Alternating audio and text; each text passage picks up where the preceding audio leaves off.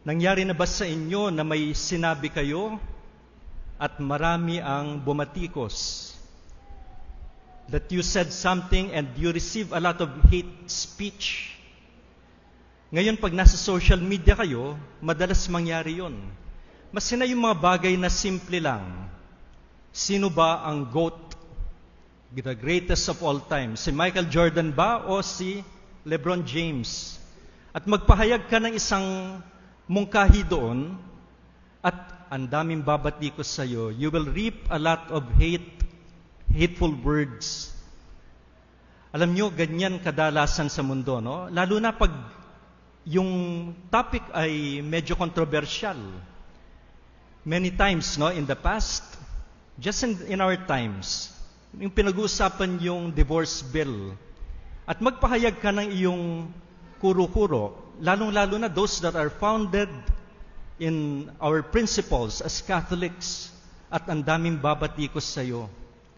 Minsan, no, meron pinag-uusapan yan, tapos nagbigay ako ng pahayag na hindi naman from the point of view ng simbahan. I took it from the point of view na philosophical, the point of view that is logical and based on natural law. At merong biglang sumagot, no, na hindi mo kami naintindihan, hindi ka in touch. Tapos tinignan yata yung yung profile ko, no. Pari ka kaya mo sinasabi 'yon. So sinabi ko, kaya nga inatake ko from the point of view of natural law. I'm not even touching on religion. Tapos nung huli sabi niya, pari ka pa naman, ginagamit mo yung natural law, hindi religion.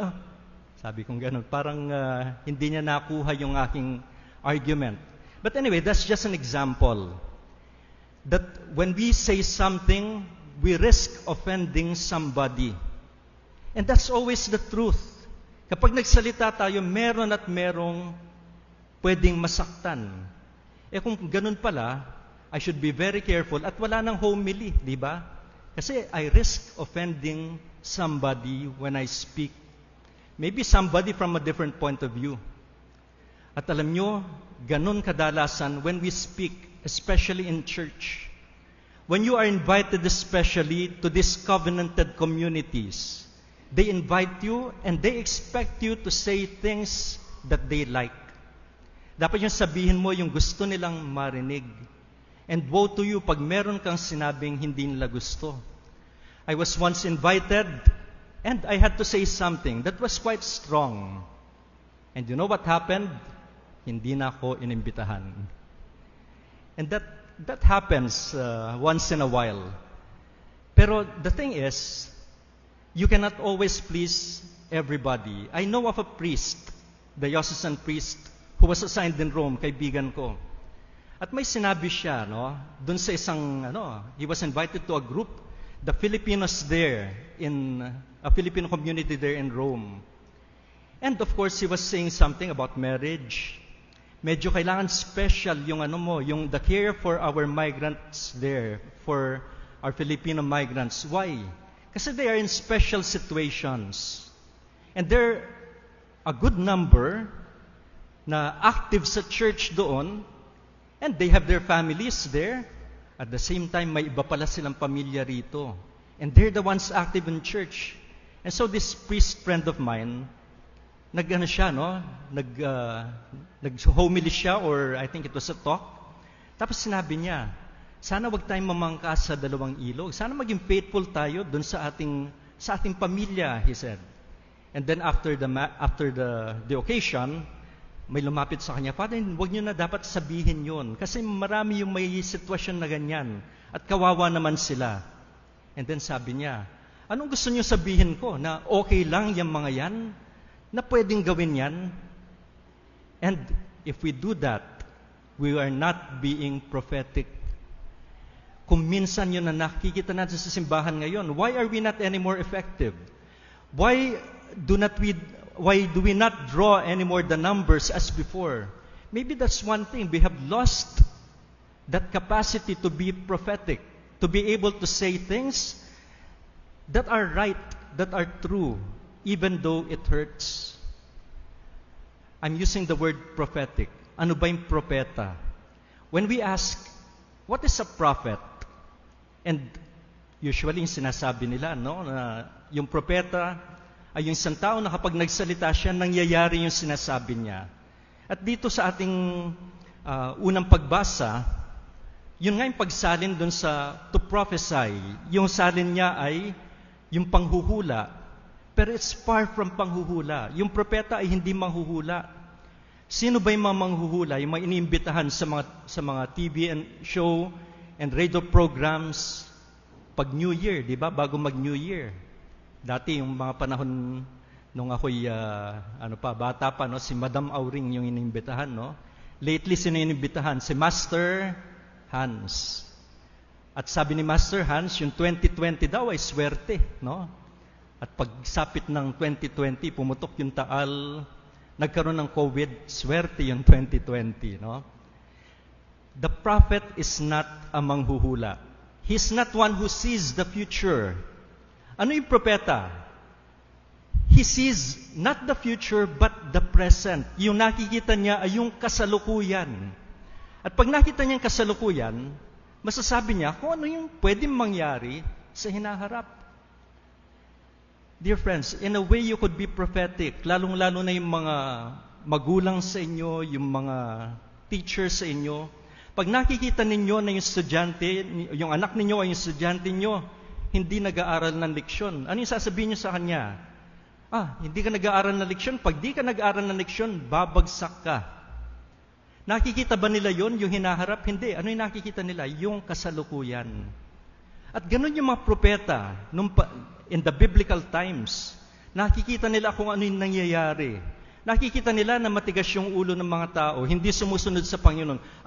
Kung ganyan ang mangyayari, darating yung panahon. No? Darating yung panahon, sasakupin kayo, mawawasak ang bansa ninyo. That is why many times the prophet is not heeded. Hindi siya pinapakinggan.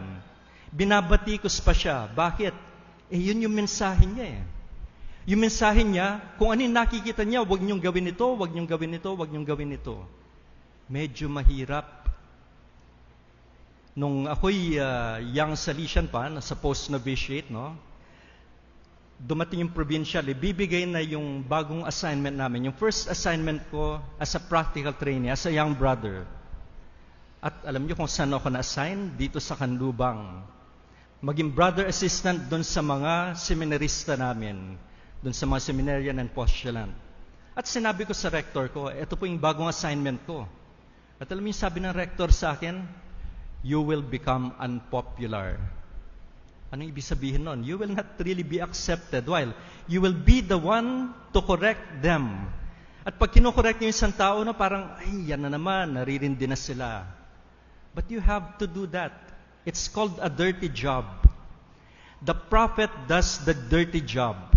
He has to say the words of the Lord. Kaya nga sinabi kanina, sa unang pagbasa, ay hindi yung mga salita ko yung sinasabi ko.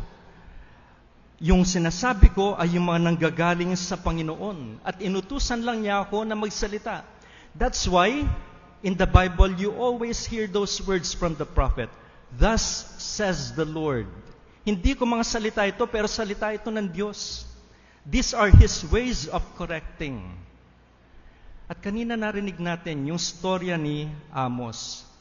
In the past, we've heard, no? The past Sundays. Sabi, a prophet is accepted except in his own native place. Di ba?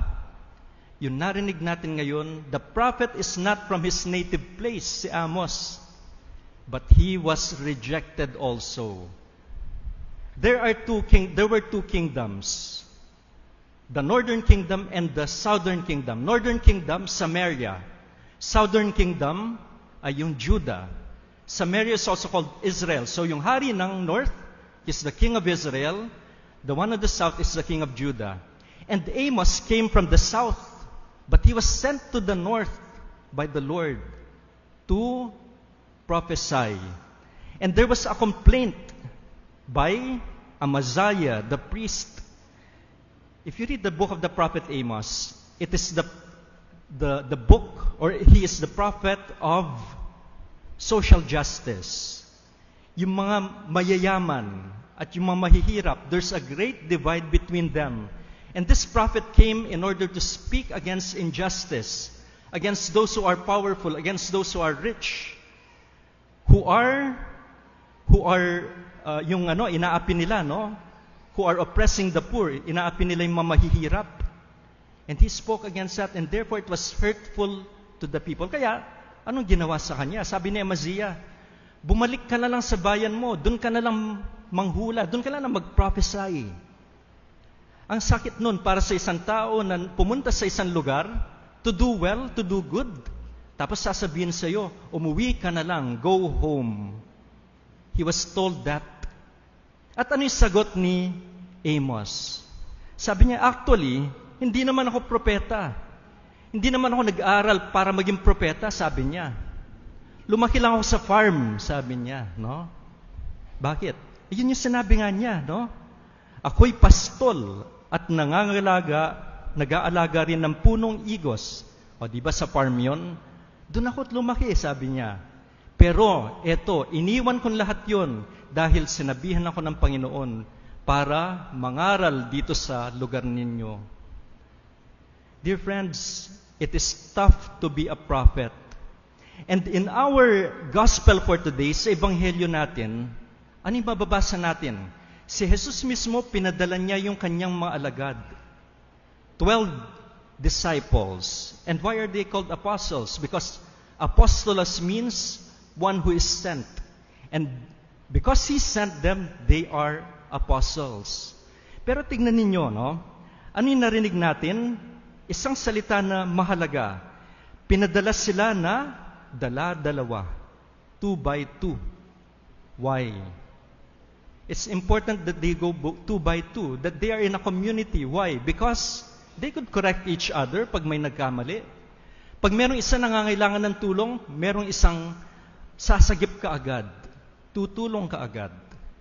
And then if we look at it theologically, sa Deuteronomy chapter 19 verse 15, sinasabi na kapag sasaksi ka, yung value ng testimony mo, it can only be true if there are 2 witnesses, 2 or 3 witnesses. And what would they witness? What would come before them? How they are treated? They would be witnesses of that, and their testimony would be valid. Why? Kasi dalawa sila. And then if we look at the whole of the Gospels, what did Jesus command His disciples? To love one another. What best example would there be when there are 2 who love each other? Yung kita mo, nagmamahalan sila, nagsusuportahan sila. And they would see what Jesus taught in them.